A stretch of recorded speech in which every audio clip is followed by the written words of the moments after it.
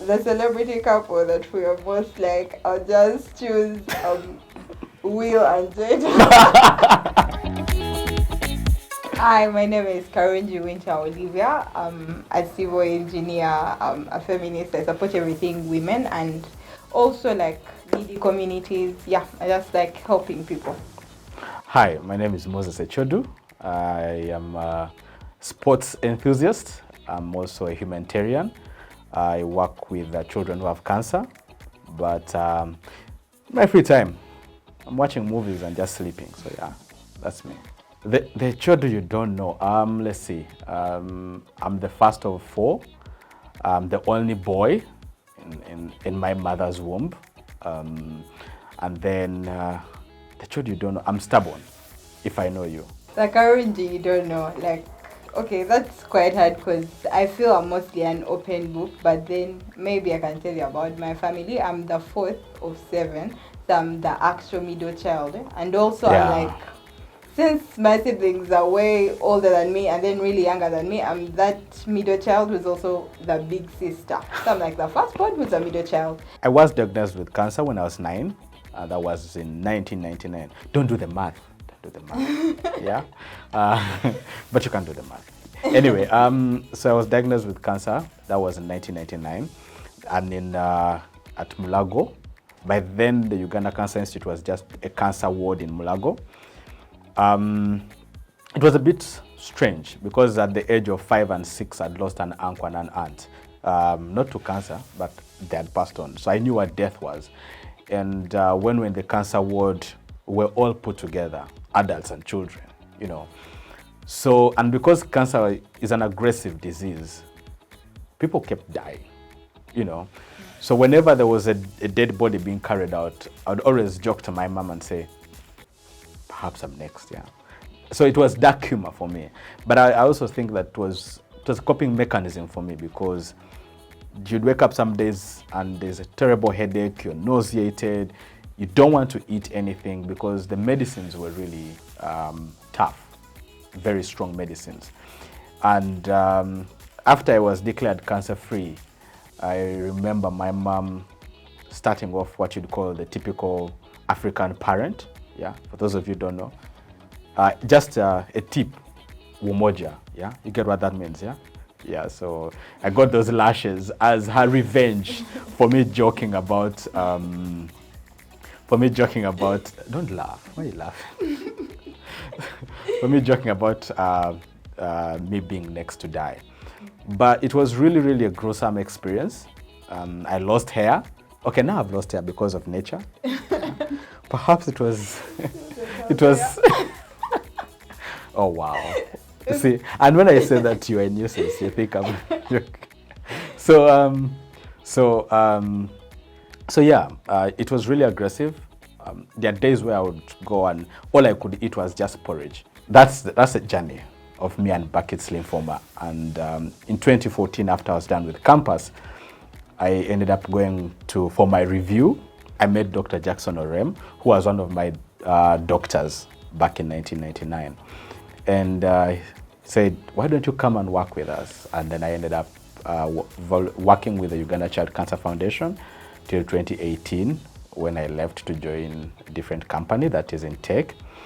And then in 2020, because of COVID, a lot of things happened and then the foundation was falling apart. So he called me to volunteer time to support the foundation to get back on its feet. And that's how we are here today. I met Echodu via Twitter. Yeah, we met on Twitter. Can I please talk? So I like I'm also like, I like football a lot and I like sports, but mainly football. I think it's my favorite sport. So yeah. I talk about sports a lot on Twitter. I talk about football, Fantasy Premier League. I talk about it a lot, and also Moses being a football analyst. We started talking and later I slid. It's you who slid, don't argue. So at least you have the first. Yeah. So it slid into my DMs and we started talking and we became friends. Yeah. My friends, Lewis Semojo, many call him Slim Daddy, and Joseph Aredo. I think many of you are well acquainted. He's a rugby player with the Cobs. very good friends of mine. So one day in March, I'm having a horrible day. So because I know Twitter is always giving good stories for you to laugh, there's always something. There's always someone being burnt, you know. So I'm like, okay, around 5 p.m., let me just log on to Twitter, get this stress off me. Open my Twitter, my mentions are a mess. I'm seeing 50 plus.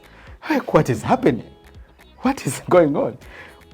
Checking, people are laughing, people I have not ever followed. I'm like, okay, then I check, and Lewis had made a press release. Yeah. Teso Heartthrob looking for a wife. I have no idea. Listen, I froze for a minute because we always joke, me, Lewis, and I read about how the other is single, you need to get married, you know. Okay, Lois is the only sane person among us, the three of us, because he, you know, yeah. Anyway, so that is how next thing I know, Karungi is among them. We say we're getting him a wife. Sima is making us the other side. There's a whole group of the poster was being shared from a different Facebook. I said, what? What's going on? So, and then a friend, Zenji, Luzira boy, says, Simon. It's like, what's this? You know, we could turn this into something good. We could turn this into a fundraiser for the foundation. And I said, not a bad idea. But if there's someone who is willing, perhaps we could do it. Now, that's where she comes in. She'll probably tell you how she comes in. I think it was the wedding photographer or what. I actually followed Picky, something? Yeah, like those guys who take photos of people in weddings. So I made a tweet also how I would like to have a whole wedding shoot without actually having the wedding. Like, we can have the reception, and at the end, everyone goes back to their home, including me and the groom. So this is as willing to get married and married in court. So Simon just said, since this one is looking for love and he also wants to have a wedding in court, yeah, you guys could just have one wedding, and maybe his, like, all the pressure from family and friends would reduce, and Moses, since he would have some wedding pictures to show them, although he has no wife, but at least there's some engagement and wedding pictures to be seen. Yeah, so we just said this was actually when Moses asked me if I was willing to do it. I asked, it's a good idea for the foundation and would get money and publicity for the foundation. So I was all in, and we are ready to just get married. In terms of the most common myths about children with cancer, I think Olivia has done a good job. The most common being that it's witchcraft. You know, children cannot get cancer, and it's absurd that in 2022 we still have to hear that. But then also it's partly because we have a very high population that is not educated in this country. So it's not surprising that you have people believing that it's witchcraft. The other being that you know, it's a women-related thing, because you'll find that most men will think, nah, you from your family you brought this cancer to my child, and things like that, or it's your genes or something like that. Those for me stand out, and those have been like the bedrocks. The other is the biggest population still doesn't know that children get cancer. That's a huge myth in this country, and I think me and Olivia were trying to basically use this as a way to actually get people to realize that there's actually cancer in children, and if many people get to understand it because of this wedding that we're doing, then we'll definitely sleep happier. If I was shipwrecked on a deserted island and all my human needs like food and water were taken care of, I would want to have a TV, like with everything, Netflix, football, everything, so that I can keep in touch with the world. I feel like two. I've exhausted my option. No. One more? Scratch the TV. Okay. I have to have an internet connection on my device.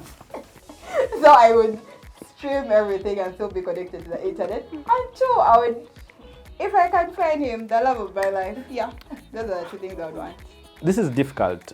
Advice to young cancer patients is very difficult because these are people who are dealing with a rush of emotions, you know, very rapid rush of emotions.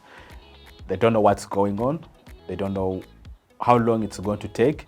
They don't know why they are not allowed to play with their friends. They don't know why they are not in class studying like the rest of their colleagues. So it's a bit difficult. However, what I can say is, of course, there's that age group between 11 to 17, because those also we consider those children. Yeah. What I can advise them is that take your medication, listen to your doctors, remain hopeful. There are going to be dark days where the pain is insurmountable. It's just too much. There are going to be days when you don't want to eat. There will be days where the treatment will be too strong that you can't even get out of bed. But those days will get behind you. And following your doctor's advice will always help you. But importantly, eat. Please eat. Because the majority of others are 10 and below, they may not be able to understand this. I'll send this information to the parents. As parents, your children are able to see through your emotions. I'll tell you this. On days when I was feeling like I'm really down, and my mom's face also showed that things weren't good, I could tell, you know, and so I would always try to light up the moment with the dark humor I told you earlier on, that probably I'm next, you know. So as parents, you want to be able... Listen, it's called dark. Do you have to be like this? Anyway, as parents, please, I understand there are moments when you see your child and you want to break down. And the tears are basically about to come. Don't allow yourself to cry in front of that child.